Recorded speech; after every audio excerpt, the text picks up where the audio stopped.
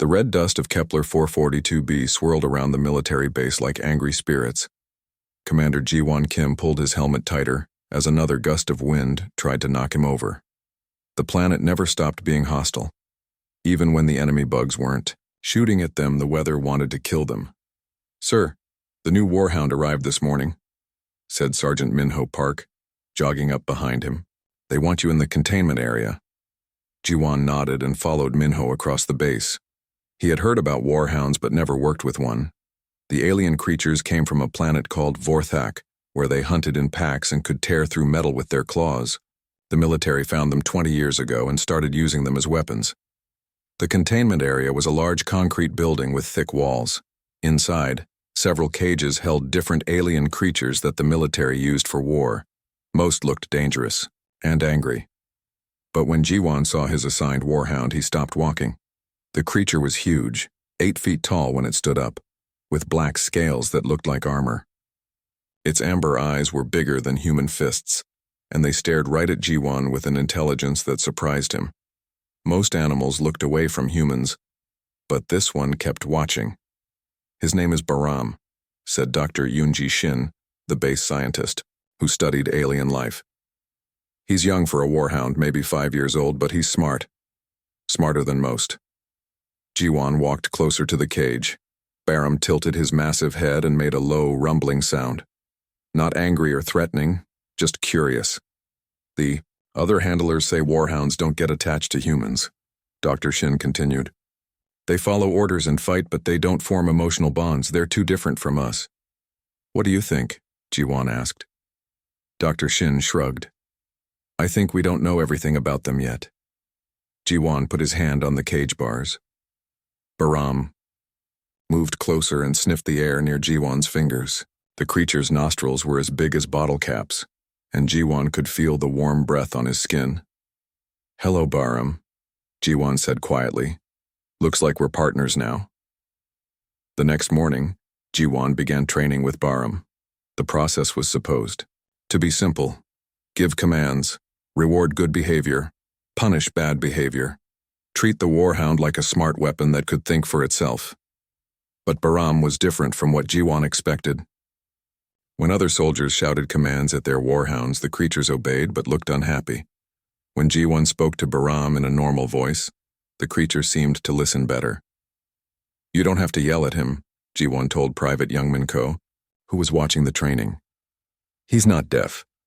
"But sir, the manual says to use loud, clear commands," Youngman replied. "The manual was written by people who never spent time with these creatures," Ji-won said. He turned back to Baram. "Come here, buddy." Baram walked over immediately. His massive paws made the ground shake with each step, but he moved carefully, like he knew his own strength. Other soldiers started noticing that Ji-won and Baram worked well together. During patrol missions, Baram would walk beside Ji-won instead of behind him like other warhounds did with their handlers. When they stopped to rest, Baram would lie down next to Ji-won and watch the area for threats. "It's weird," said Corporal Yuna Lee during dinner one night. "My warhound follows orders, but yours acts like it actually likes you." "Maybe it does," Ji-won said, sharing a piece of his meat with Baram.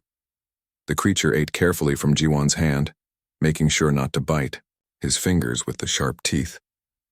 Dr. Shin often watched these interactions with interest. She took notes and asked Ji-won questions about how Baram behaved. "He responds to your emotions," she observed one day. "When you're tense, he becomes more alert.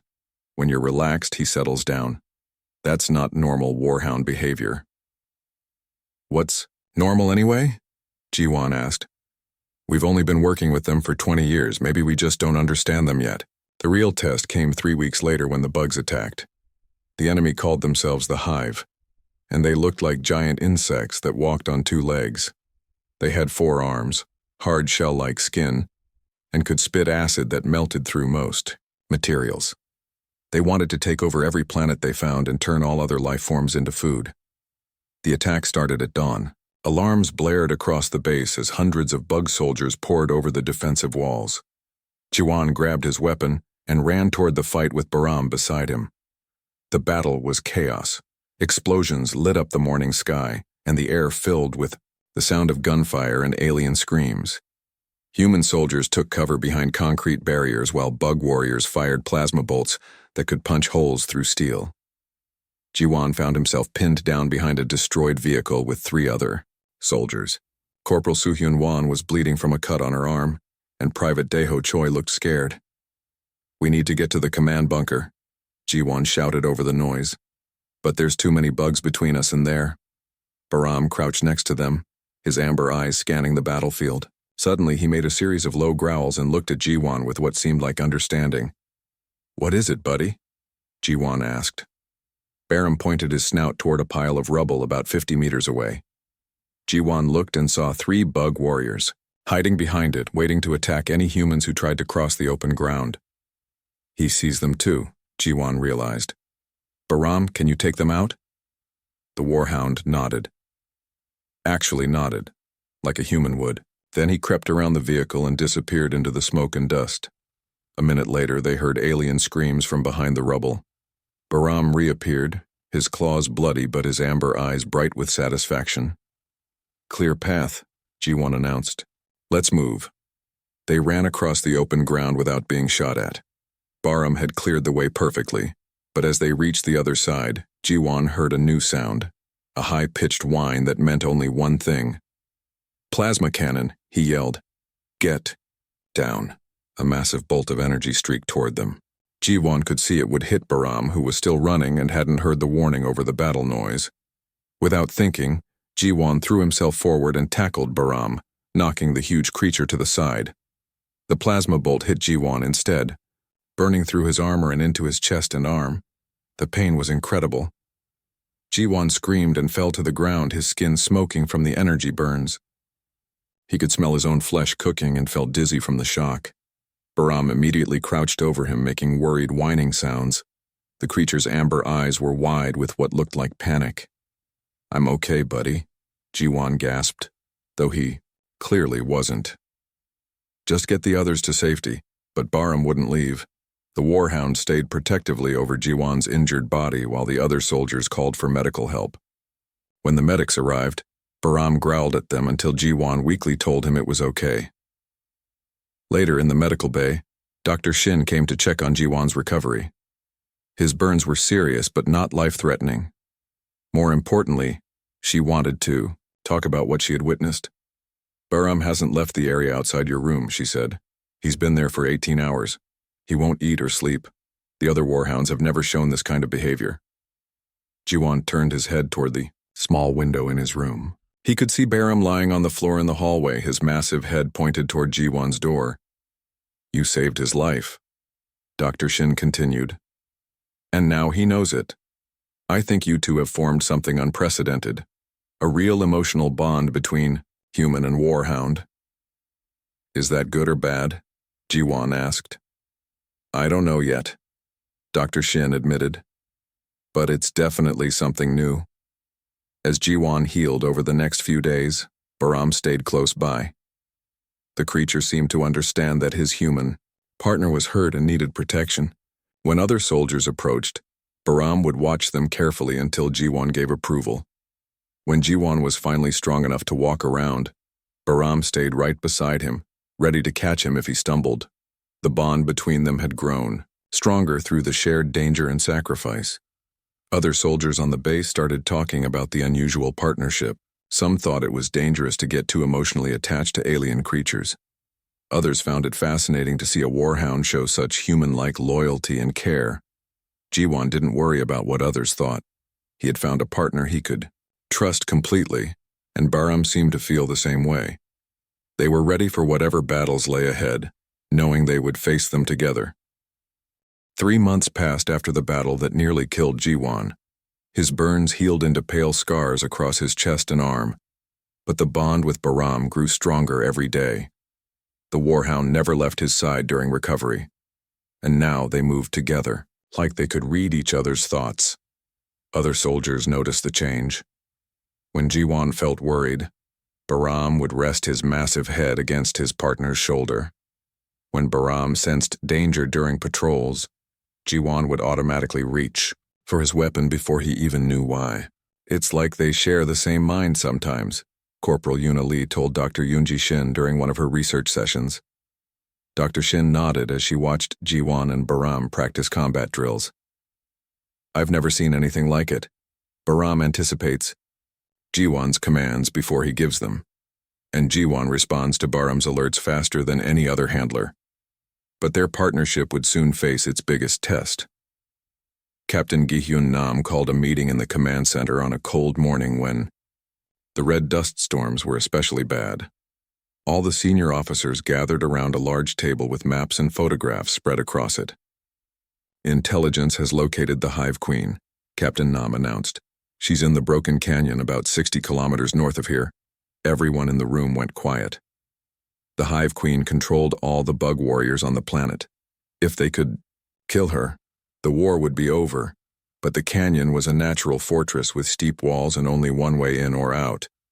The Queen has surrounded herself with thousands of warriors, Captain Nam continued. Our orbital bombers can't reach her because of the canyon walls and the anti-aircraft weapons the bugs have placed on the rim. Major Siwon Bey studied the photographs. What's the plan, sir? We need a small team to infiltrate the canyon and plant a quantum bomb near the Queen's chamber, Captain Nam said. The main force will attack the canyon entrance to create a distraction, while the infiltration team slips in through the back. Lieutenant Taeyong-an looked at the maps. Sir, the back entrance is almost vertical. It would take climbing gear. And perfect timing. That's right, Captain Nam agreed. And the team would have maybe 20 minutes to plant the bomb and get out before the distraction force has to retreat. After that, they'd be trapped inside with thousands of angry bugs. The room stayed quiet for a long moment. Everyone understood what the captain wasn't saying directly. This was a suicide mission. The infiltration team probably wouldn't make it out alive. I'll lead the infiltration team, Jiwon said without hesitation. Jiwon, you don't have to, Captain Nam replied. You're still recovering. I'm fine, sir, and Baram and I know how to work together in tight spaces. We're the best choice for this mission. Dr. Yoonji Shin stepped forward. Captain, I need to tell you something important about warhounds. If their bonded human dies, they often die too. It's called grief death. Baram won't survive if Jiwon doesn't come back. That's a risk I'm willing to take, Jiwon said firmly. Captain, Nam looked around the room at the other officers. Anyone else volunteer for the infiltration team? Sergeant Deho Choi raised his hand. I'll go, sir. My warhound is good at climbing. Corporal Soo-hyun Won nodded. Count me in too. We've been fighting these bugs for 2 years. Time to finish it. That's 3 volunteers, Captain Nam said. The team will be small and fast. Mission launches at dawn tomorrow. That night, Jiwon sat in his quarters with Baram lying beside his bed. The warhound seemed to sense something was different. His amber eyes watched Jiwon more carefully than usual, and he made soft whining sounds whenever Jiwon moved around the room. You know this is dangerous, don't you, buddy? Jiwon said, scratching behind Baram's ears. The creature made a rumbling sound that might have been agreement. Jiwon pulled out a small recording device and started making a video message for his sister Hana back on Earth. He hadn't talked to her in months because of the communication delays between planets. Hi, Hana. If you're watching this, it means I didn't make it back from our last mission. He paused, trying to think of what to say. I want you to know that I'm not afraid. We're doing something important here, something that will keep Earth safe. He looked at Baram, who was watching him with those intelligent amber eyes. I also want you to know that I made a friend out here. His name is Baram, and he's not human. But he's the best partner I've ever had. He's loyal and brave and smart. I think you'd like him. Jiwon finished the recording and put the device in his footlocker with his other personal items. Then he sat on the floor next to Baram and shared his dinner rations. The warhound ate carefully from his hand, just like always. Tomorrow is going to be tough, Jiwon said quietly. But we'll face it together, just like we always do. He spoke to Baram in Korean, using the gentle words he remembered his mother saying to him when he was scared as a child. Baram seemed to understand the tone, even if he didn't know the words. The creature moved closer and rested his massive head on Jiwon's lap. They sat together in comfortable silence until it was time to sleep. The next morning came too quickly. Jiwan put on his combat armor and checked his weapons while Bahram watched. From beside the bed, the Warhound's harness and climbing gear were already prepared. "Ready for this, buddy?" Jiwan asked. Bahram stood up and walked to the door, looking back as if to say he was always ready when Jiwan was. They met the other team members at the vehicle bay. Sergeant Daeho Choi looked nervous but determined. His Warhound, a gray-scaled creature named Storm, stayed close to his side. Corporal Soo-hyun Won seemed calm and focused. Her Warhound, a brown-scaled female called Rock, checked her climbing gear with careful attention. The transport vehicle carried them across the desert, toward the broken canyon. The trip took 2 hours, and nobody talked much. Everyone knew the odds of coming back alive were very small. Dr. Yoonji Shin had come along to monitor the Warhounds during the mission. She sat across from Jiwan and Bahram, taking notes on their behavior. "Bahram seems more alert than usual," she observed. "His heart rate is elevated." "He knows something big is happening," Jiwan replied. "Warhounds can sense danger better than humans." "Are you sure you want to do this?" Dr. Shin asked, quietly. "If you die, Bahram will probably die too. That's a lot of responsibility." Jiwan looked at his partner, who was staring out the window at the approaching canyon walls. "Bahram chose to bond with me. That means we face things together, good and bad. I won't make decisions for him based on fear." The transport stopped at the base of the canyon's back wall. The rocky cliff stretched up almost 300 meters with small ledges and cracks that could serve as handholds. At the top, they could see the dark shapes of bug sentries moving back and forth. "The distraction attack starts in exactly 30 minutes, the transport driver told them. "You have 20 minutes after that to plant the bomb and get out." Jiwan checked his climbing gear one more time. The quantum bomb was in a small backpack that would attach to Bahram's harness. The device was about the size of a lunchbox, but contained enough power to destroy everything within a kilometer. "Remember the plan," Jiwan told his team. "We climb fast and quiet. Bahram will scout ahead and warn us about sentries. Once we're inside, we move straight to the Queen's chamber. No stopping to fight unless we have to." The 3 Warhounds seemed to understand the seriousness of the mission. They moved with careful precision as their humans attached the climbing gear and checked the equipment. Jiwan put his hand on Bahram's snout and looked into those amber eyes. "This is it, buddy. Are you ready?" Bahram made a low sound that Jiwan had learned meant yes. Then the Warhound turned toward the cliff wall and began to climb. The ascent was harder than expected. The rock was loose in places, and they had to move slowly to avoid making noise that would alert the bug sentries above. Bahram climbed ahead of Jiwan, using his claws to find handholds and testing each ledge before putting his full weight on. At halfway up the cliff, Storm slipped and nearly fell. Daeho caught his partner's harness just in time, but the incident left everyone's nerves on edge. As they neared the top, Bahram suddenly froze and looked back at Jiwan with warning in his amber eyes. The Warhound had detected something dangerous ahead. Jiwan signaled the others to stop climbing. They hung on the cliff face while Bahram crept over the rim to scout. Long minutes passed before the Warhound's head appeared again, nodding that the way was clear. They reached the top just as explosions began echoing from the front of the canyon. The distraction attack had started. Now they had 20 minutes to complete their mission and escape. The infiltration team moved through the canyon like shadows. Bahram led the way, his enhanced senses detecting bugs before the humans could see them. Twice the Warhound warned them about patrols, and they hid behind rocks until the enemies passed. The Queen's chamber was deep inside the canyon, in a natural cave that the bugs had expanded and fortified. As they got closer, the air filled with the sound of thousands of bug warriors responding to the attack at the canyon entrance. "There," Soo-hyun whispered, pointing to a large opening in the canyon wall. "That's the entrance to the Queen's chamber." They could see the massive bulk of the Hive Queen inside the cave, surrounded by her elite guards. She was 3 times larger than the warrior bugs, with thick armor plating and multiple sets of arms. Her presence filled the chamber like a dairy.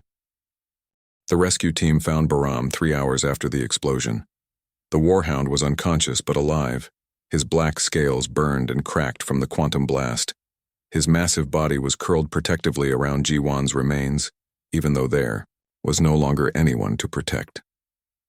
Dr. Yoonji Shin was the first to reach them in the collapsed chamber. She had to fight back tears when she saw how Bahram had used his own body as a shield for his dead partner. The creature's amber eyes were closed and his breathing was shallow but steady.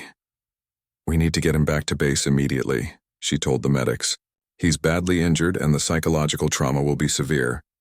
It took 6 soldiers to carefully move Bahram away from Jiwan's body. Even unconscious, the Warhound resisted being separated from his human partner. His claws scraped against the rocky ground as they carried him to the transport vehicle. The flight back to base was quiet except for the sound of medical equipment monitoring Bahram's vital signs.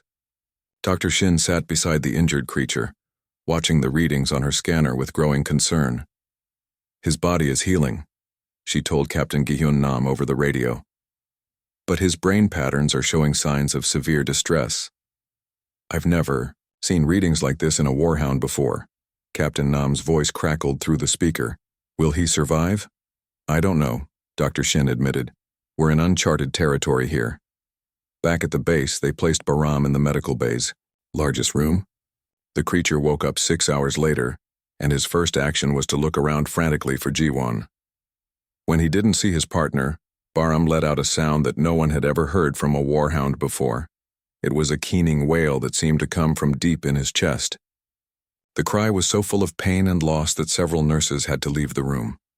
Even the other Warhounds in the base responded, howling in sympathy from their quarters. "He knows," Dr. Shin whispered to Lieutenant Tae-young-an, who had come to check on Bahram. "He understands that Jiwan is gone." Lieutenant An had been assigned as Bahram's temporary handler, but he looked uncertain about approaching the grieving creature. "What should I do? The manual doesn't cover this situation." "I don't think there is a manual for this," Dr. Shin replied.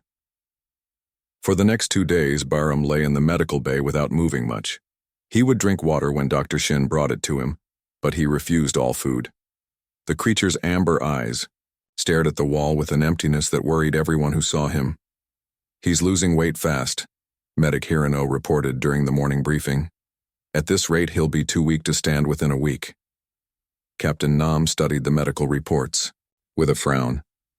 "What about feeding him intravenously?" "We could try," Dr. Shin said. "But I don't think this is just about nutrition. Bahram is experiencing what humans would call depression. He's lost the will to live." Private Youngmin Ko, who had watched Jiwan train with Bahram for months, asked to visit the creature. Dr. Shin allowed it, hoping that familiar faces might help.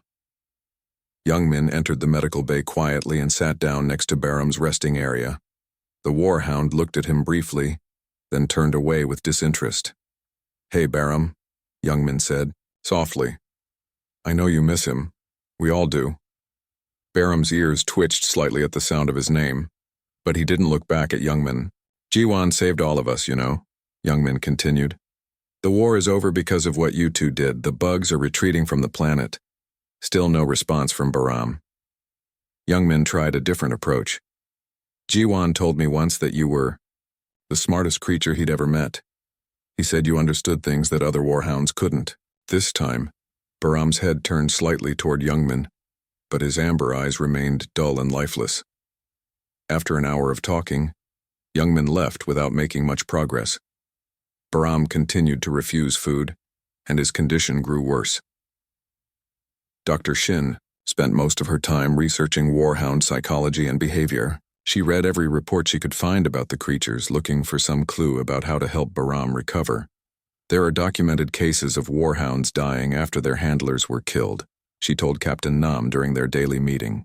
"The military calls it bond death. When the emotional connection is broken suddenly, some Warhounds simply stop functioning." "How long does it usually take?" Captain Nam asked. 7 to 10 days, Dr. Shin replied. "After that, the physical deterioration becomes irreversible." It had been 5 days since Jiwan's death. Sergeant Ji Yoon-ha, who had worked closely with Jiwan as his communications officer, came to visit Bahram on the 6th day. She brought some of Jiwan's personal effects that needed to be catalogued and shipped back to Earth. As she walked past Bahram's resting area carrying a box of Jiwan's belongings, something unexpected happened. The Warhound's head lifted for the first time in days and his nostrils flared as he caught an unfamiliar scent. "Dr. Shin," Ji-yoon called out. "I think Bahram is reacting to something." Dr. Shin hurried over and saw that Bahram was indeed more alert than he had been since the rescue. The creature was looking directly at the box in Ji-yoon's arms, and his amber eyes showed the first spark of interest they had displayed in days.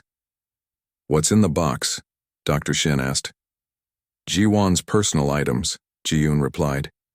"Clothes, books, letters from his sister. Standard procedure for fallen soldiers." Dr. Shin watched as Bahram tried to stand up for the first time since returning to base. The creature was weak from not eating, and he swayed unsteadily on his feet, but he took several steps toward the box. "He's smelling something," Dr. Shin realized. "Something that reminds him of Jiwan." Ji-yoon opened the box and began removing items one by one. Bahram showed mild interest in most of them, but when she pulled out a worn military shirt, the Warhound's reaction was dramatic. Bahram made that same keening sound as before, but this time it was different, less desperate, more longing. He approached, the shirt carefully, and pressed his massive snout against the fabric, inhaling deeply. "That's Jiwan's work shirt," Ji-yoon said. "He wore it almost every day. I remember because it had a small tear on the sleeve that he never bothered to fix." Dr. Shin watched in fascination as Bahram continued to smell the shirt. The creature's entire body language had changed. He was still grieving, but there was something else now. Hope, perhaps, or at least connection to a happier memory. "Can we leave the shirt with him?" Dr. Shin asked. Ji-yoon looked uncertain. "These items are supposed to be sent to his family." "Just for a little while," Dr. Shin insisted. "This might be the breakthrough we need." Captain Nam arrived at the medical bay 20 minutes later after Dr. Shin called him. He found Bahram lying next to Jiwan's shirt, his head resting against the fabric. The creature looked more peaceful than he had since the mission. "This is promising," Captain Nam observed, "but he still hasn't eaten anything." "Let me try something," Dr. Shin said. She brought a bowl of nutrition blocks and placed them near the shirt. At first, Bahram ignored the food as usual, but after several minutes, he lifted his head and looked at the bowl. Slowly, carefully, Bahram ate one nutrition block, then another. It wasn't enthusiastic eating, and he stopped after consuming only a small amount, but it was progress. "The scent is triggering positive memories," Dr. Shin explained to Captain Nam. "It's giving him a reason to continue living, at least temporarily." "Temporarily?" Captain Nam asked. "This is just buying us time," Dr. Shin admitted. "Bahram is responding to the shirt because it reminds him of Jiwan, but memories fade and scents fade too. We need to find a long-term solution or we'll be back where we started." Over the next day, Bahram's condition stabilized. He continued to eat small amounts of food, but only when the shirt was nearby. He would spend hours with his snout pressed against the fabric, breathing in the fading scent of his dead partner. Dr. Shin documented everything, trying to understand the psychological process Bahram was experiencing. "He's not just mourning," she told her research assistant. "He's trying to maintain a connection to Jiwan through the only physical link he has left." But the shirt was becoming a problem in other ways. Bahram wouldn't let anyone else touch it, and he became agitated whenever someone tried to remove it for cleaning or examination. The creature was developing an unhealthy dependence on the object. "We can't let him become obsessed with the shirt," Major Saiwan Bei argued during a staff meeting. "It's not healthy for him to cling to the past like this." "But it's keeping him alive," Dr. Shin countered. "Without it, he'll go back to refusing food and water." Lieutenant Tae-young-an, who was still technically Bahram's handler, felt overwhelmed by the situation. "I don't know how to help him," he confessed. "He barely acknowledges my existence. All he cares about is that shirt." The debate continued for hours. Some officers believed they should take the shirt away and force Bahram to accept Jiwan's death. Others argued that the creature needed time to grieve in his own way. Captain Nam made the final decision. We'll let Bahram keep the shirt for now, but we need to start working on other solutions. Dr. Shin, I want you to research everything you can about Warhound psychology.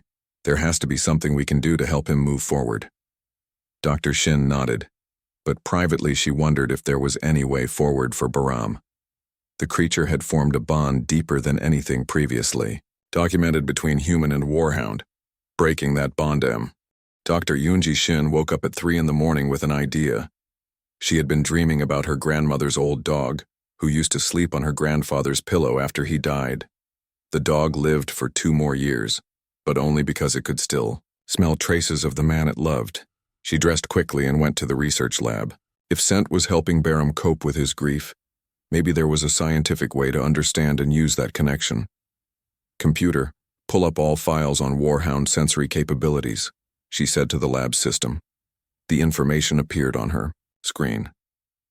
Warhounds had incredibly powerful noses, much stronger than Earth dogs.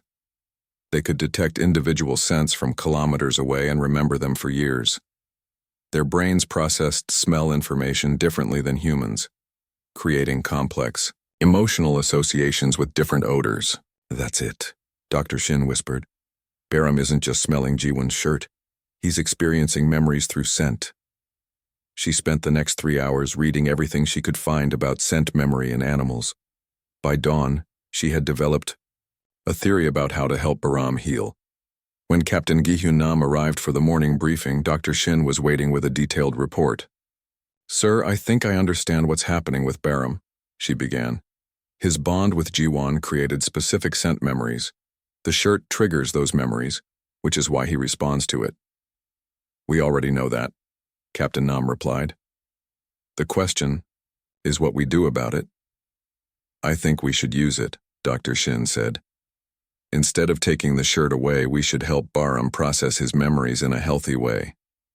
Major Siwon Bae, who was also at the meeting, looked skeptical. You want to encourage his obsession? It's not obsession, Dr. Shin explained. It's grief processing. Humans look at photographs of dead loved ones. We visit graves. We keep personal belongings. Bahram is doing the same thing, just through scent instead of sight. Captain Nam considered this. What exactly are you proposing? Want to conduct controlled exposure therapy, Dr. Shin said. We gradually introduce Bahram to other scents and activities while the shirt is present. Eventually, he might be able to form new positive associations without losing his connection to Jiwon's memory. And if it doesn't work? Major Bae asked. Then, we're no worse off than we are now, Dr. Shin replied. But if it does work, we might save Bahram's life and learn something important about human-warhound relationships. After much discussion, Captain Nam approved the experiment. You have 1 week, he told Dr. Shin. If Bahram's condition doesn't improve, we'll have to consider other options. Dr. Shin started the therapy that afternoon. She brought Bahram's food closer to where he kept the shirt, encouraging him to eat while surrounded by Jiwon's scent. The Warhound responded well, consuming more nutrition blocks than he had in days. Good boy, Bahram, Dr. Shin said gently. Jiwon would want you to eat. At the sound of his former partner's name, Bahram's amber eyes focused on Dr. Shin with interest. It was the first time he had made direct eye contact with anyone since the rescue. Encouraged by this response, Dr. Shin continued talking about Jiwon while Bahram ate. She told stories about things she had observed during their partnership, describing the way Jiwon always spoke kindly to his Warhound partner. He used to share his meals with you, she said. Remember how he would give you pieces of meat from his plate? He said you were his best friend. Bahram finished eating and moved closer to Dr. Shin. The creature didn't touch her, but he listened to every word she said about Jiwon. Private Youngman Ko joined the therapy sessions the next day. He brought photo albums from the base's recreational activities, showing Bahram pictures of himself and Jiwon during training exercises and off-duty time. Look, there you are playing in the exercise yard, Youngman said, pointing to a photo. And here's Jiwon teaching you that new climbing technique. Bahram, studied the photographs with careful attention. His amber eyes moved from image to image, and he made soft whining sounds that seemed more curious than sad. "I think he's remembering," Dr. Shin observed. "The combination of scent and visual cues is helping him access positive memories instead of just focusing on the loss." Sergeant Ji-Yoon Ha brought recordings of Ji-won's voice from Mission Communications. When Baram heard his former partner speaking Korean words of encouragement, the Warhound's ears perked up and he looked around as if expecting to see Ji-won walk into the room. "Play it again," Dr. Shin requested. They listened to Ji-won saying, "Good boy, Baram," and "Come here, buddy," in the gentle tone he always used with his partner. Baram responded to each familiar phrase, his tail moving slightly for the first time since the rescue. But the most dramatic breakthrough came on the fourth day of therapy. Lieutenant Tae-young-an had been watching the sessions and decided to try something different. "What if we brought other warhounds to visit Baram?" he suggested. "Maybe social contact with his own species would help." Dr. Shin wasn't sure about the idea. Baram has been isolated with his grief. Other warhounds might stress him out. Or they might remind him that he's not alone, Lieutenant An countered. They decided to try it with just one visitor. Storm's replacement, a young warhound named Thunder, was brought to the medical bay. Thunder was curious and friendly, qualities that made him popular with the human soldiers. When Thunder entered the room, Baram looked up from where he was lying next, to the shirt. The two warhounds studied each other for a long moment. Thunder approached slowly and made a soft rumbling sound that seemed to be a greeting. Baram responded with a similar sound, and the two creatures touched noses in what appeared to be a traditional warhound recognition ritual. "They're communicating," Dr. Shin whispered, recording everything on her tablet. Thunder lay down near Baram, not too close but within comfortable distance. The younger warhound seemed to understand that his elder was grieving and needed gentle companionship rather than playful interaction. After an hour, Thunder left, but the visit had a noticeable effect on Baram. The grieving warhound seemed less isolated and more aware of his surroundings. "Social contact is important for healing," Dr. Shin noted in her research journal. "Baram has been so focused on his loss that he forgot he was still part of a community." The therapy continued with daily visits from different base personnel and occasional visits from other warhounds. Each interaction helped Baram reconnect with the world around him while still maintaining his bond with Ji-won's memory through the shirt. Captain Nam visited on the 6th day to assess Baram's progress. He found the warhound eating regularly, responding to human voices and showing interest in activities around the base. "This is remarkable improvement," Captain Nam observed. "How is he doing emotionally?" "Better," Dr. Shin replied. "He's still grieving, and he probably always will to some degree. But he's learning to live with the loss instead of being destroyed by it." "What about the shirt? Is he still dependent on it?" Dr. Shin nodded. "Yes, but in a healthier way. He uses it as a comfort object rather than clinging to it desperately. He can be separated from it for short periods now without becoming distressed." To demonstrate, Dr. Shin led Baram to the other side of the room for his daily medical check. The warhound went willingly, though he kept glancing back at where the shirt lay folded on his sleeping area. "He knows it's still there," Dr. Shin explained. "That's enough for him now." During the examination, Dr. Shin discovered something interesting. Baram's physical condition had improved dramatically. His weight was back to normal levels, his burned scales were healing properly, and his muscle tone was returning. Grief was literally making him sick, she told Captain Nam. Now that he's processing it in a healthy way, his body is recovering too. But the real test came when Dr. Shin tried something she had been planning all week. She brought out one of Ji-won's other shirts, one that had been washed and didn't carry his scent anymore. Baram sniffed the clean shirt and showed mild interest, but nothing like his reaction to the unwashed one. Then Dr. Shin brought out a shirt that belonged to another soldier entirely. Baram ignored the unfamiliar shirt completely, confirming what Dr. Shin suspected. It wasn't just any human scent that comforted him. It was specifically Ji-won's scent, tied to specific memories of their partnership. This proves that Bahram's attachment is based on genuine emotional connection, not just general human contact, she explained to Lieutenant An. He's not looking for a replacement for Jiwon. He's honoring the memory of their specific relationship. As the week of therapy came to an end, Dr. Shin felt cautiously optimistic about Bahram's recovery. The Warhound was eating, socializing, and showing interest in his environment. He still spent time with Jiwon's shirt, but it no longer dominated his every waking moment. "I think we've found a way forward," she told Captain Nam during their final meeting about the experiment. "Bahram will never be the same as he was before Jiwon died, but he can learn to live with hope again instead of just despair."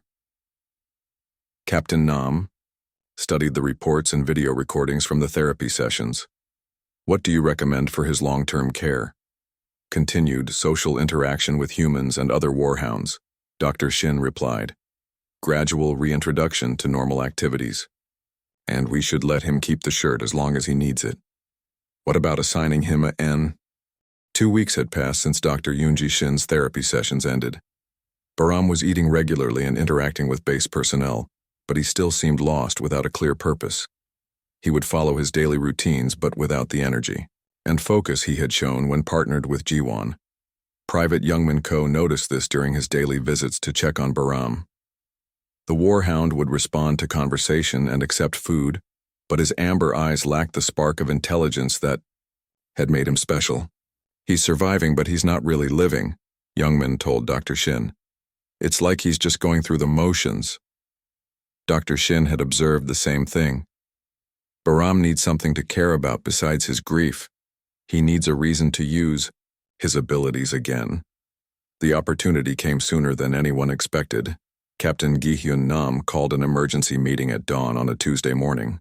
Intelligence reports showed that while the main hive forces had retreated from the planet, small groups of bug warriors were still hiding in the mountains. These scattered enemies were launching surprise attacks on human settlements. "We need patrol teams to hunt down these remaining bugs," Captain Nam announced. "But they're smart and they know the terrain. Our regular patrols keep getting ambushed." "What about the Warhounds?" asked Lieutenant Taeyong-an.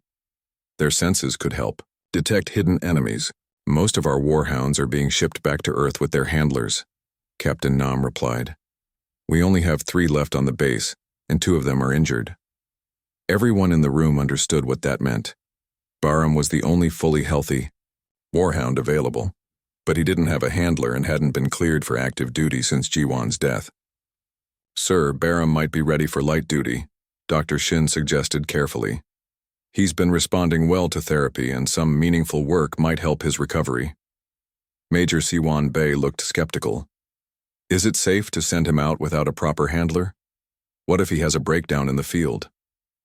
"I could go with him," Youngman volunteered. "I've been working with him for weeks. He trusts me." Captain Nam considered the options. "Dr. Shin, what's your professional opinion? Is Bahram mentally stable enough for patrol duty?" Dr. Shin thought about everything she had observed during Bahram's recovery. "I think he needs to feel useful again, but it should be a voluntary assignment. Let him choose whether he wants to help." They decided to present the option to Bahram and see how he responded. Captain Nam, Dr. Shin, and Youngman went to the medical bay where Bahram spent most of his time. The Warhound was lying in his usual spot next to Jiwon's shirt, but he looked up alertly when the 3 humans entered together. Something about their body language told him this was important. "Bahram," Captain Nam said, speaking in the calm tone that Jiwon had always used. "We need help tracking down some remaining bug warriors. They're hiding in the mountains and attacking innocent people." Bahram's ears perked up at the mention of bugs. His amber eyes focused on Captain Nam with more intensity than anyone had seen since the rescue. "It would be dangerous," Captain Nam continued. "And you don't have to do it. But if you're willing to help, we could really use your abilities." Bahram stood up slowly and walked over to where his old harness and equipment were stored in a corner of the room. He hadn't touched the gear since returning from the final mission, but now he sniffed it carefully. "I think that's a yes," Youngman said quietly. Dr. Shin watched Bahram's behavior with professional interest. He's making the decision consciously. This isn't just following orders. He wants to help. They prepared for the patrol mission carefully. Barham's equipment was checked and updated, and Youngman was given crash training in Warhound handling techniques. Dr. Shin insisted on coming along to monitor Barham's psychological state during his first return to active duty. The patrol team left at sunrise, heading into the rocky foothills where bug survivors had been spotted. The group consisted of 6 human soldiers, Dr. Shin, and Barham. At first, Barham seemed uncertain. He stayed close to Youngman and frequently looked back toward the base, as if unsure whether he really wanted to be there. But as they climbed higher into the mountains, something changed. Barham's nostrils flared as he caught scent trails in the wind. His head lifted, and his amber eyes became sharp and focused. The intelligence that had made him such an effective partner with Jiwan was returning. "He's picking up something," Youngman reported over the radio. Barham led the patrol to a rocky outcrop where he stopped and made a low warning sound. The soldiers took cover while Barham investigated further. Hidden behind the rocks were 3 bug warriors waiting to ambush any humans who passed through the area. But Barham had detected them from over 100 meters away. "Just like old times," Dr. Shin whispered, watching Barham work with renewed purpose. The soldiers eliminated the hidden enemies without casualties thanks to Barham's early warning. But more importantly, Barham seemed energized by the successful mission. His tail wagged slightly as the team praised his work. Over the next several days, Barham participated in 3 more patrol missions. Each time he became more confident and engaged. He was rediscovering his sense of purpose and usefulness. But the real breakthrough came during their 5th patrol when they encountered a situation that tested Barham's emotional growth. The team was investigating reports of bug activity near a small research station when they found the facility under attack.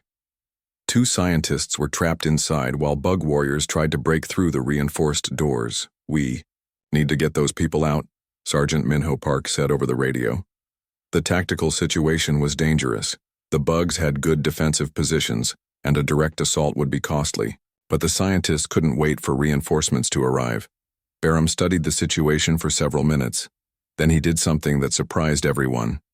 He approached Youngman and gently pushed the young soldier toward better cover behind a large boulder. "He's protecting me," Youngman realized, just like he protected Jiwan. Dr. Shin watched with amazement as Barham began coordinating with the human soldiers without any verbal commands. The Warhound would signal potential threats and indicate safe movement routes, just as he had done with Jiwan during their missions together. But this time was different. Instead of bonding with one specific human, Barham was protecting the entire team. He had found a new way to honor Jiwan's memory by keeping other humans safe. The rescue was successful. Barham's tactical awareness and protective instincts helped the patrol team save both scientists without losing any of their own people. That evening, back at the base, Dr. Shin found Barham in his usual spot next to Jiwan's shirt. But now, the Warhound was also arranging photos from their recent missions around the sleeping area. "You're not just remembering the past anymore," she said to Barham. "You're building new memories too." Barham looked at her with amber eyes that were once again bright with intelligence and purpose. He made a soft rumbling sound that Dr. Shin had learned meant contentment. Captain Nam made his decision the next morning. Instead of assigning Barham to a new handler, he created a special position for the Warhound. Barham would be designated as a guardian, free to choose his own missions and work with different teams as needed. "This is unprecedented," Captain Nam announced during the morning briefing. "But Barham has proven that he can function effectively while honoring his bond with Commander Kim. He'll serve as a mentor and protector for new human-Warhound partnerships."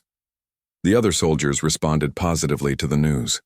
They had all witnessed Barham's protective instincts and tactical intelligence during recent missions. Private Youngman Ko was officially designated as Barham's primary contact, but the relationship was more of a friendship than a traditional handler partnership. Other soldiers were encouraged to work with Barham and learn from his experience. Dr. Shin documented everything in her research reports. "Barham has achieved something remarkable," she wrote. "He has transformed his grief into a commitment to protecting others. His bond with Jiwan didn't end with death. It evolved into something larger and more meaningful." The first test of Bahram's new role came when a transport ship arrived carrying fresh Warhound handlers and their new partners. Young soldiers who had never worked with alien creatures before were nervous about forming bonds with beings so different from themselves. Bahram approached the new arrivals with calm confidence. He demonstrated proper interaction techniques and seemed to communicate with the new Warhounds about working with humans. "He's teaching them," young men observed. "Teaching them what he learned with G1. One young soldier, Corporal Minji Park, was particularly frightened of her assigned Warhound, a nervous creature named Wind. The Warhound was skittish and wouldn't respond to Minji's commands. Bahram watched their training sessions with interest. Then he began showing up during their practice time, demonstrating calm behavior that Wind could copy. Within a week, Wind was responding better to Minji, and the young soldier's confidence had improved dramatically. "Bahram is sharing what G1 taught him," Dr. Shin explained to Captain Nam. "He's passing on the lessons about trust and partnership." As the weeks passed, Bahram settled into his new role. He kept G1's shirt in his sleeping area, but it was no longer a desperate lifeline. Instead, it had become a reminder of the love and loyalty that, hey,